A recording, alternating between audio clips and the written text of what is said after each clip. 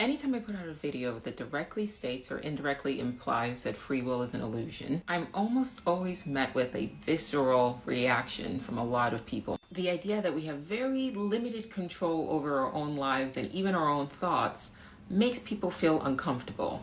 Understandably so. So with this video, I thought, now how do I approach the topic of the illusion of free will using the simulation hypothesis? So I'm going to use a little gaming terminology here and there to help illustrate my point. If we are in a simulation, the default setting of your human avatar has free will set to off. This doesn't mean that it cannot be toggled on, but most of us are operating on story mode, although many of us think that we are in free play mode. Now, what drives most of our actions while we are in story mode is that so-called internal monologue. You know that voice in your head? Yeah, that's what's running your show. Sidebar, some people's internal monologues are visual rather than auditory, taking the form of involuntary visualizations, while others are so identified with their internal monologue that they are unaware of it, but it's still running the show. Now, if your entire life is just a constant reaction to every suggestion, taunt, and jeer of this involuntary voice, of this disembodied hallucination that we call an internal monologue, how can you say that you are free?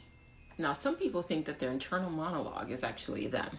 However, a lot of people grapple with their own internal monologue, finding it to be incredibly invasive, almost always negative, and a huge contributor to anxiety and depression. And for the majority of people, it's almost impossible to turn it off. Now, if the voice in your head really was you, then what would be the point of the conversation? If you're the one who's talking and the one who's listening, you already know what's going to be said before you say it, so what's the point? You are not the voice in your head. You're the one who's aware of it.